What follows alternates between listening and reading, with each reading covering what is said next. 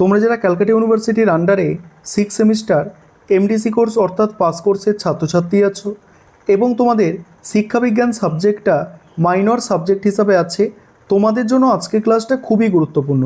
আজকের ক্লাসে তোমাদের MN5 পেপার এবং MN6 পেপার এই দুটি পেপারের 100% কমনযোগ্য 10 নম্বর এবং 5 নম্বরের প্রশ্নের সাজেশান নিয়ে আলোচনা করব। একদম ইউনিট অনুযায়ী সাজেশানটা আলোচনা করা হচ্ছে। প্রথমে তোমরা MN5 পেপার অর্থাৎ এডুকেশনাল অর্গানাইজেশন অ্যান্ড প্ল্যানিং এই পেপারের সাজেশানটা দেখো। 10 নম্বরের প্রশ্ন দেখতে পাচ্ছ ইউনিট 1 থেকে। প্রথম প্রশ্ন, যেগুলো স্টার দেওয়া দেখবে সেগুলো সবথেকে গুরুত্বপূর্ণ। প্রথম প্রশ্ন, শিক্ষা সংগঠন বলতে কী বোঝো? শিক্ষা সংগঠনের ধারণা ও প্রকৃতি আলোচনা করো। পরের প্রশ্ন, বিদ্যালয় সংগঠন বলতে কী বোঝো? বিদ্যালয় সংগঠনের বৈশিষ্ট্যগুলি বিস্তারিত আলোচনা করো। 3 নম্বর প্রশ্ন, শিক্ষা ব্যবস্থাপনা বা প্রশাসন বলতে কী বোঝো? স্বৈরাচারী ও গণতান্ত্রিক ব্যবস্থাপনার মধ্যে তুলনা করো বা পার্থক্য লেখো। এবারে দেখো, এখানে একটা প্রশ্ন এক্সট্রা দেওয়া আছে, তোমরা দেখে নাও। তারপরেই তোমাদের 5 নম্বরের প্রশ্ন দেখো প্রথম ইউনিট থেকে, শিক্ষা ব্যবস্থাপনার তাৎপর্য বা গুরুত্ব উল্লেখ করো। বিদ্যালয় সংগঠনের ধারণাটি সংক্ষেপে লেখো। সংগঠন ও ব্যবস্থাপনার মধ্যে সম্পর্ক বা পার্থক্য সংক্ষেপে লেখো। তারপর হচ্ছে শিক্ষা সংগঠনের বৈশিষ্ট্য। এবারে ইউনিট 2 থেকে 10 নম্বরের প্রশ্ন আছে, স্কুল প্ল্যান্ট বলতে কী বোঝো? স্কুল প্ল্যান্টের বিভিন্ন উপাদানগুলি সম্পর্কে বিস্তারিত আলোচনা করো। তারপরের প্রশ্ন, বিদ্যালয় শিক্ষায় গ্রন্থাগারের ভূমিকা ও গুরুত্ব আলোচনা করো। একটি আদর্শ বিদ্যালয় গ্রন্থাগারের বৈশিষ্ট্যগুলি কী হওয়া উচিত? তারপরে সময় তালিকা বলতে কী বোঝো? বিদ্যালয়ের সময় তালিকার গুরুত্ব ও বৈশিষ্ট্যগুলি আলোচনা করো। পরের প্রশ্ন আছে, বিদ্যালয়ে স্বাস্থ্য পরিষেবা কেন প্রয়োজন? বিদ্যালয়ে স্বাস্থ্য পরিষেবার কর্মসূচি বা বৈশিষ্ট্যগুলি লেখো। তারপরে একটি এক্সট্রা প্রশ্ন আছে, দেখতে পারো। তারপরে 5 নম্বরের প্রশ্ন, মাধ্যমিক বিদ্যালয়ে সময় তালিকা প্রস্তুত করার নীতিগুলি লেখো। পরের প্রশ্ন, স্কুল প্ল্যান্টের যে কোনো 5টি উপাদান।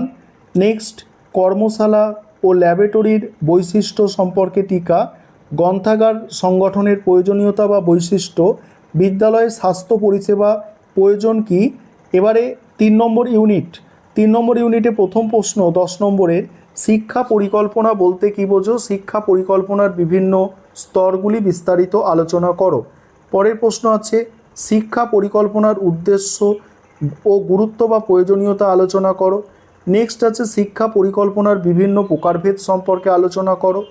প্রাতিষ্ঠানিক পরিকল্পনার ধারণা দাও এবং এর গুরুত্ব। 5 নম্বরের প্রশ্ন, শিক্ষা পরিকল্পনার তাৎপর্য। স্বল্পমেয়াদী ও দীর্ঘমেয়াদী পরিকল্পনার ধারণা বা পার্থক্য। শিক্ষা পরিকল্পনার ধাপ বা স্তর। তারপরে একটা এক্সট্রা প্রশ্ন দেওয়া আছে, দেখতে পাচ্ছ। এবার MN6 হিস্ট্রি অফ এডুকেশান এই পেপারটি আছে। এই পেপার থেকে যে প্রশ্নগুলো করবে দেখে নাও। তার আগে একটা বিষয় তোমাদের বলার আছে, যে তোমাদের জন্য এই দুটি পেপারেরই স্টাডি মেটেরিয়াল অর্থাৎ PDF নোটস আমাদের রেডি আছে। তোমরা যদি কেউ স্টাডি মেটেরিয়াল পারচেস করতে চাও তাহলে স্ক্রিনে দেওয়া নম্বরে যোগাযোগ করতে পারো। দেখো, এখানে 10 নম্বরের প্রশ্ন প্রথমে ইউনিট 1 থেকে দেখো। প্রথম প্রশ্ন আছে, প্রাচীন ভারতে ব্রাহ্মণ্য বা বৈদিক শিক্ষা ব্যবস্থার মূল বৈশিষ্ট্য। বৌদ্ধ শিক্ষা ব্যবস্থার বৈশিষ্ট্য। পরের প্রশ্ন, ব্রাহ্মণ্য ও বৌদ্ধ শিক্ষা ব্যবস্থার তুলনা অর্থাৎ সাদৃশ্য বৈসাদৃশ্য। এই 3টে করলে একটা কমন পাচ্ছ। তারপরে এক্সট্রা কিছু প্রশ্ন দেয়া আছে। ইউনিট 2 থেকে 10 নম্বরের প্রশ্ন দেখো। প্রথম প্রশ্ন, মেকলের মন্তব্য সম্পর্কে যা জানো লেখো। এটি কিভাবে প্রাচ্য পাশ্চাত্য দ্বন্দ্বের অবসান ঘটিয়েছিল। পরের প্রশ্ন, 1854 সালে উডের ডেসপ্যাচের প্রধান সুপারিশগুলি আলোচনা করো। একে কি ভারতীয় শিক্ষার ম্যাগনা বলা যায়? তারপরে, শ্রীরামপুর ত্রয়ী কাদের বলা হয়? ভারতীয় শিক্ষাক্ষেত্রে তাদের অবদান আলোচনা করো। পরের প্রশ্ন, 1917 সালে স্যাটলার কমিশন এর প্রধান সুপারিশ বা ক্যালকাটা ইউনিভার্সিটি কমিশনের প্রধান সুপারিশ। মহাত্মা গান্ধীর বুনিয়াদী শিক্ষা বা নৈতালিমের মূল বৈশিষ্ট্য ও উপযোগিতা আলোচনা করো। তারপর দেখো, ইউনিট 3 থেকে, স্বাধীন ভারতের প্রথম শিক্ষা কমিশন কোনটি?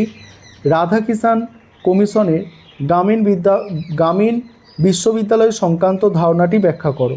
তারপরে মুদালিয়ার কমিশন ও মাধ্যমিক শিক্ষা কমিশনের প্রধান লক্ষ্য ও উদ্দেশ্যগুলি আলোচনা করো। নেক্সট, কোঠারি কমিশনের সুপারিশ অনুযায়ী মাধ্যমিক শিক্ষার কাঠামো ও পাঠ্যক্রম আলোচনা করো। পরের প্রশ্ন আছে, জাতীয় শিক্ষানীতি 2020 এর সুপারিশগুলি সংক্ষেপে লেখো। তারপরে দেখো একটা এক্সট্রা প্রশ্ন দেওয়া আছে। এবার 5 নম্বরের প্রশ্ন, গুরুকুল প্রথা বলতে কী বোঝো? প্রাচীন ভারতে গুরু শিষ্যের সম্পর্ক কেমন ছিল? তারপরে পরের প্রশ্ন আছে কি, প্রাচীন ভারতে নারীদের শিক্ষার অবস্থা সম্পর্কে টিকা। তারপরের প্রশ্ন, মক্তব ও মাদ্রাসা বলতে কী বোঝো? এদের পার্থক্য। ইসলামী শিক্ষার মূল লক্ষ্য ও উদ্দেশ্যগুলি সংক্ষেপে লেখো। ইউনিট 2 থেকে এবারে দেখো, ইউনিট 2 থেকে প্রথম প্রশ্ন, 1813 সালে সনদ আইন বা চার্টার অ্যাক্টের গুরুত্ব। নেক্সট হচ্ছে মেকলে মিনিটের ত্রুটিগুলি উল্লেখ করো। পরের প্রশ্ন হচ্ছে অ্যাডামসের রিপোর্টের ওপর একটি সংক্ষিপ্ত টিকা। পরের প্রশ্ন, লর্ড কার্জনের শিক্ষানীতির প্রধান সংস্কারগুলি কী ছিল? তারপরে হান্টার কমিশনের সুপারিশ অনুযায়ী মাধ্যমিক শিক্ষার বিভাজন সম্পর্কে লেখো, অর্থাৎ এ এবং বি কোর্সের কথা যে বলা হয়েছে। তারপরে দেখো মুদালিয়া কমিশনের প্রস্তাবিত সপ্ত প্রবাহ সম্পর্কে টিকা। কোঠারি কমিশনের সুপারিশ অনুযায়ী প্রাথমিক শিক্ষার পাঠ্যক্রম বা কাঠামো লেখো। তারপরে আছে গ্রামীণ বিশ্ববিদ্যালয় সম্পর্কে রাধাকৃষ্ণন কমিশনের সুপারিশগুলি কী ছিল? নেক্সট, নবোদয় বিদ্যালয় সম্পর্কে টিকা লেখো। তারপরে জাতীয় শিক্ষানীতি 2020 এর কাঠামোটি ব্যাখ্যা করো। এই ছিল তোমাদের দুটি পেপারে